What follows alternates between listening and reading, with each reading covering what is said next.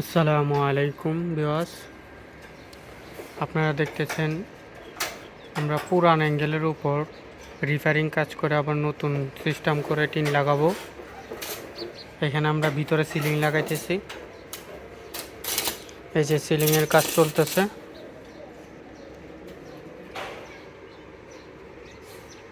ওই যে আমরা ওদিকে টিন লাগাই আসছি।